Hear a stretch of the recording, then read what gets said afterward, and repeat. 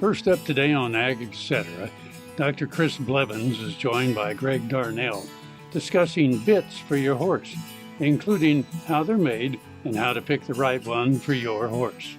Next, Curtis Thompson and Dave Mengel review some important corn nutrient and pest management practices to think of as you continue through this growing season.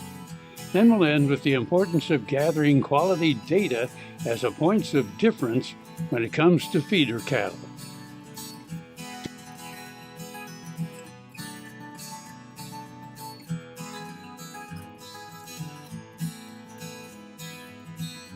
Closed captioning brought to you by Ag Promo Source. Together we grow. Learn more at agpromosource.com. This segment brought to you by Kansas Regenerative Medicine. Your stem cells, your health, your life. Hello and welcome to Horsing Around. I'm Dr. Chris Blevins at Kansas State University Veterinary Health Center. Today, joined here by a very important guest here, we have Mr. Greg Darnell. Mr. Darnell is a great gentleman and speaker we're going to have, an educator about bits and how the bit potentially could affect horses. And I think that's where we're going to go with it. Just tell a little bit about your biggest interest that you have as you kind of evolved through bit making and education. Over the years, Chris, from start to finish on this, my primary goal and interest, not only as a producer but as a horseman as well, is the preservation of a horse's mouth. Obviously, if I do my job correctly and build good, safe mouthpieces and bridle bits, the preservation and the longevity of that horse's mouth stands a better chance.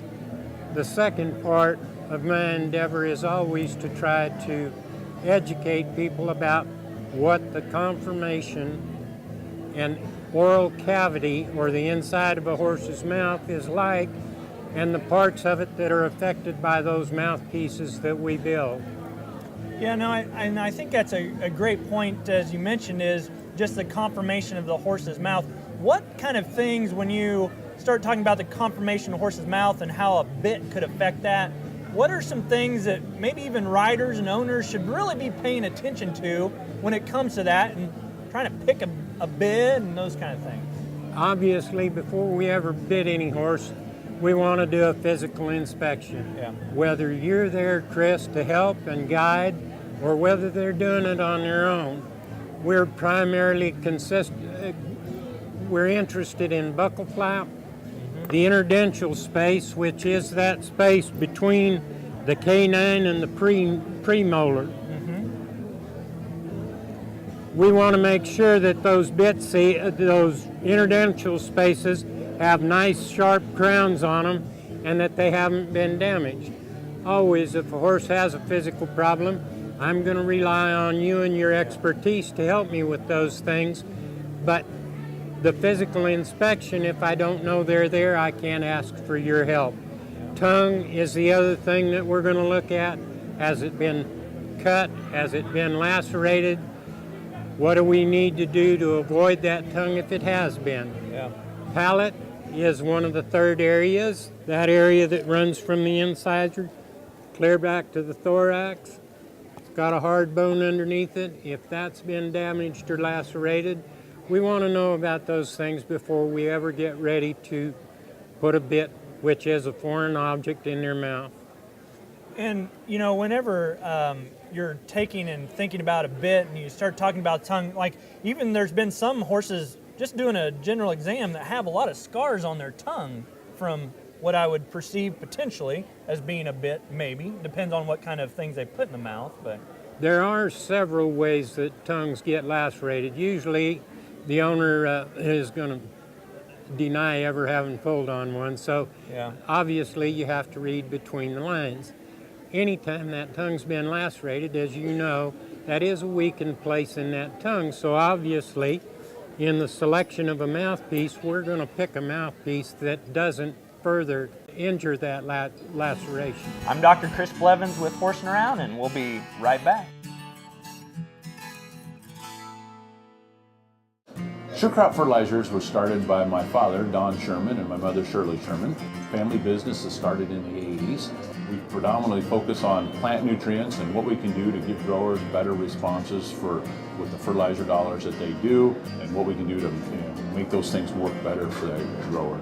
We're based out of Seneca, Kansas. We work with growers in their soil analysis to figure out what they need, and then we can put those in a blend that gives them the best results, and so that we can deliver that direct to their farm so that they have those nutrients where they need them, when they need them, and so that they can apply them in a manner that's very efficient to them and works well on their planting systems and what they're doing. Sure Crop Fertilizers has been around for a long time. We always say we're big enough to take care of everything you need, but we're small enough to do it quickly. You can get a hold of us at 1-800-635-4743. Our website is surecropfertilizers.com, and you can always email me at Corey@surecropfertilizers.com, and with any questions you have, we'll be glad to answer it and work with you. This segment brought to you by Kansas Wheat. Learn more at rediscoverwheat.org. Hello and welcome back to Horsing Around. I'm Dr. Chris Blevins at Kansas State University Veterinary Health Center, and joined by a real special guest here, Mr. Greg Darnell, a bit maker and bit educator from Texas. And we were talking a little bit about tongues and those aspects, but probably even more important to that, could you go through a little bit of kind of the evolution of horses or the difference of horses when it comes to their mouth and structure? Really important thing, Chris, and we'll go back years ago in the 15th, 16th century. We had two basic types of horses, the draft horse, the big-footed horse, and then the Arab type horse that was smaller and more refined. Ironically enough, even today, there was a very consistent element within a horse's mouth, and that was this interdental space. From the 16th century to today, the width or space from side to side on the interdental space has changed very, very insignificantly. However, if we look at the difference between our cold-blooded horses and our Arab types, it's going to be the structure in the mandible and the depth of the mandible, or that space below the tongue, that is the important factor. The width is not going to change that much, other than your colder horses are going to be less sensitive, have more buccal flap, and have usually a bigger or larger tongue. That helps us determine mouthpiece-wise, the more delicate the tongue and the less space it has below that tongue, how we're going to accommodate that to allow them to salivate, move that tongue, and keep the mandible relaxed while we ride them. Yeah. You know, and I think whenever you start thinking about that too, then whenever you're developing bits, it's that makes the biggest aspect when you're thinking about the horse, I suppose, in trying to fit the horse to certain aspects depending on what's going on. What about like riders? What kind of things do you usually kind of ask on that aspect or to be thinking about for riders? Great question, Chris. Obviously, no two horses are alike. Yeah. Nor are two people alike. So basically, when we talk about horses, we talk about that marriage. Mm-hmm. If you've got a good wife, you're going to be happy. If you have a bad wife, you're not going to be happy. Yeah. The same thing exists with the equine. It is that marriage, and it is a mode of communication. Today, we raise nice horses. We have quality horses. They're smart enough they can be educated. They do not have to be dominated. It is that mode of communication that either allows us to be good horsemen or just horsemen. I think that is excellent advice and good information when it comes to looking at the aspect of a horse in general. And, you know, and I guess what do you think is maybe one of the biggest, like, pet peeves or things we need to make sure owners really get from trying to pick a bit? Because there's a lot of bits out there. We have two basic options on this, Chris. We have the professional sector of the market, and then we've got the you and me that work within this industry, and yet we're not making a living training horses. So the optimum thing that you and I need to think about and convey to our customers is that we're not professionals. If we are allowed time and consistency, we can create good habits and don't have to be horse trainers to be able to accomplish those same goals or ideals. You know, and I think that that's something that we always need to remember, is that we're professionals and we're always going to learn something, I think, from each other. I've learned a lot from you, and I think that's something that owners need to continue to remember too, is everything will always change and we can always do better. My most fun part of any talk is the fact everybody thinks they learned something.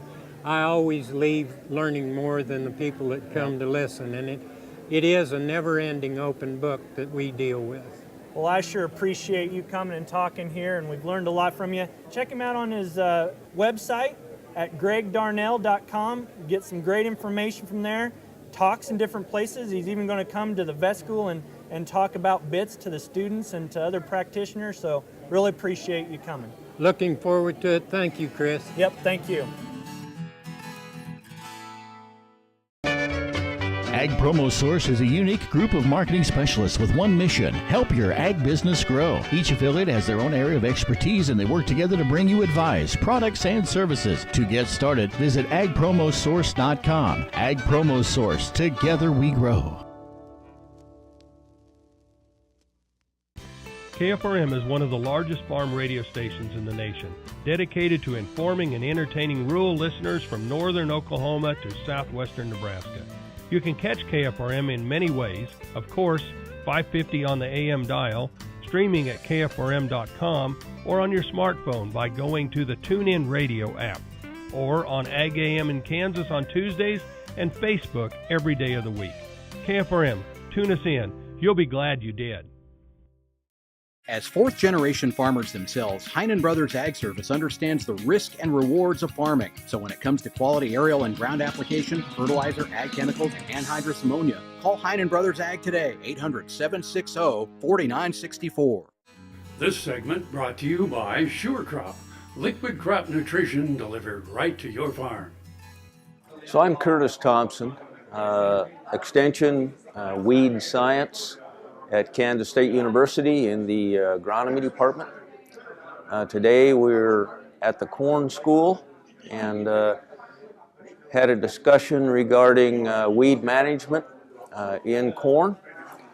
We spent some time talking about some of the newer herbicides and some of the new potential hybrids that we might be able to use some new herbicides in. For example, enlist corn now will be available to growers in 2018, which utilizes a couple of new herbicides that do contain a new salt of 2,4-D, 2,4-D choline, non-volatile, which I think can help corn growers if they use these products to help manage the very difficult water hemp and palmer amaranths. Of course, we always use these products in conjunction with a good pre-emergence herbicide program. We spent a little time talking about atrazine. Atrazine, of course, is a key component in our corn weed management and is currently in the process of re-registration. Having had a chance to just visit with Syngenta, they said the re-registration process is on track, and at this point looks good. We don't expect to see any finalized labels coming for 2018 season, so we'll still be operating on our current atrazine label. Perhaps 2019 we'll see that new re-registration label for atrazine. The other thing we discussed was atrazine degradation, enhanced atrazine degradation. Growers probably have come to realize that maybe atrazine doesn't last as long as it used to. This is especially true on fields where atrazine is used fairly frequently. And we're seeing in these situations, and again in the eastern half of the state, enhanced degradation of atrazine. So on soils that sees a lot of atrazine, we may have a half-life of 1 to 2.5 days, compared to a soil that hasn't seen atrazine for 10 years, maybe in excess of 8 days. So we're looking at 3, 4, and 5 times more rapid degradation on these soils that have seen a lot of atrazine. And what that'll do for growers is twofold. The length of the residual can be shortened, actually safening crops that follow atrazine, but on the other hand, it could mean if the degradation is too rapid, we see inadequate weed control. We covered a little bit about winter applications, cold soils, no soil biology going on, and at that point we don't have degradation of atrazine. That's true if we have extremely dry soils where we don't have the moisture. Again, we don't have that same level of degradation. But we talked about some other herbicides. We talked about Anthem Flex. We talked about Anthem Max. We talked about Harness Max. Compared that with some of our other herbicide standards. Talked a little bit about controlling Palmer amaranth, velvet leaf, morning glory, sunflower, shattercane, and so forth. We kind of wrapped up with the fact that mesotrione, developed by Syngenta initially, trade name Callisto, is now off patent. And the addition of mesotrione to a number of different herbicides can enhance weed control. But we also flipped up the caution flag saying, hey, if we use too much of the mesotrione and HPPD inhibitors, we will see HPPD-resistant Palmer amaranth. K-State has been working with HPPD-resistant Palmer amaranth for a number of years. It also is atrazine-resistant and ALS-resistant, and probably glyphosate-resistant. So we do want to be sure, if at all possible, to rotate herbicides and use sound practices. Summer is busy at Tarwater Farm and Home. We have just about everything you'll need for your summer projects, and we're consistently competitively priced. Tarwaters can help make your grass and garden grow, and we have a huge variety of equipment to cut it. If you have a farm, Tarwaters has the products and equipment to keep it going strong. And our expanded parking lot will make it even more convenient to shop. So come see us at Tarwater Farm and Home in Topeka. Earlier in my life, I rode bucking horses in rodeos, and my shoulders took such a beating, and that was probably the reason for having several previous surgeries on both shoulders. About a year ago, I decided that I didn't want to have another surgery, and so I contacted Kansas Regenerative Medicine, took their treatment process. It was relatively pain-free. Now, after 8 months, my shoulders have healed to the point where I think I'm probably 90 to 95% of normal. It takes a couple of months to start to see results and feel real progress. That continued to increase gradually until now at approximately 8 months. And I'm extremely pleased. I've got full range of motion. I can lift weights, I can throw, I can do a lot of things that I couldn't do without a lot of pain previously. So I'm tickled to death with the results, and I'd recommend this process to anyone. Valley Vet Supply is devoted to providing information and professional quality products at reasonable prices. Valley Vet Supply. This segment brought to you by Kansas Corn.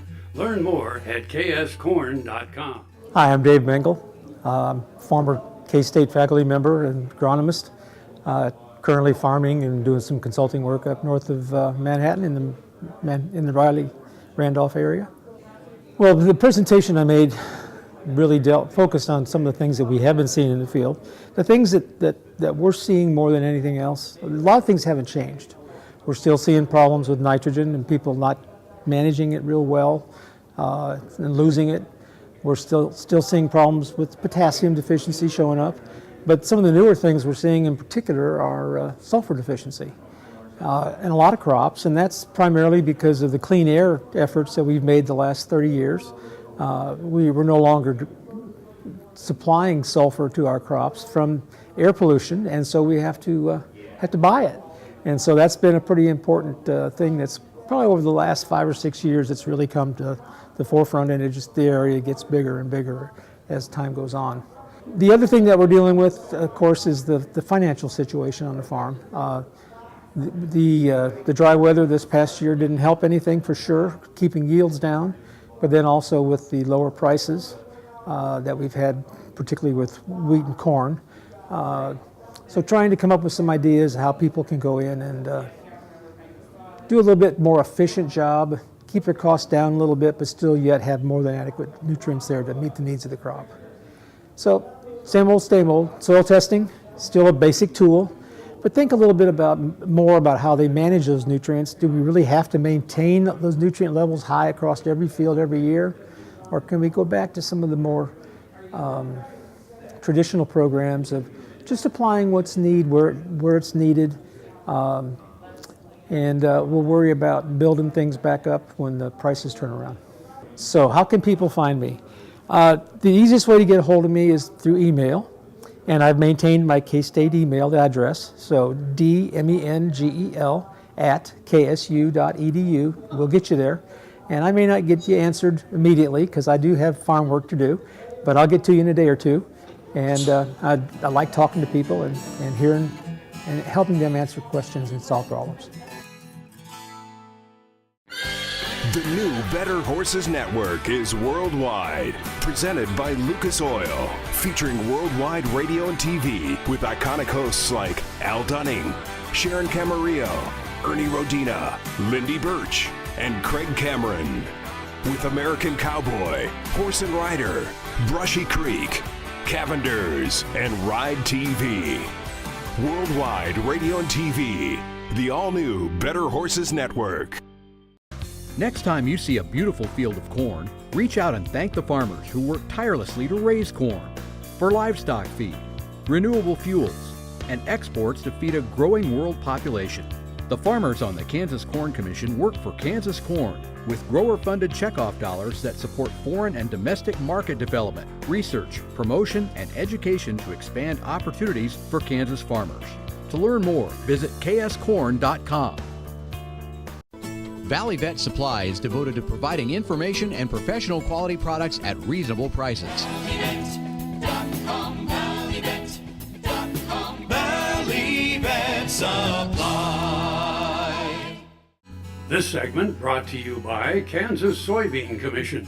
Progress powered by Kansas farmers. Chapel Feedlot has expanded from 2,500 to 7,500 head since current owners bought the yard in 1992. This is probably as large as we want to get. We like to be small enough to provide personal attention both in data and helping with ranchers' breeding programs. And we also have some investor customers and buy a few cattle of our own. So we've got a nice mix, but our focus is on retained ownership. Williams sees quality cattle as their niche.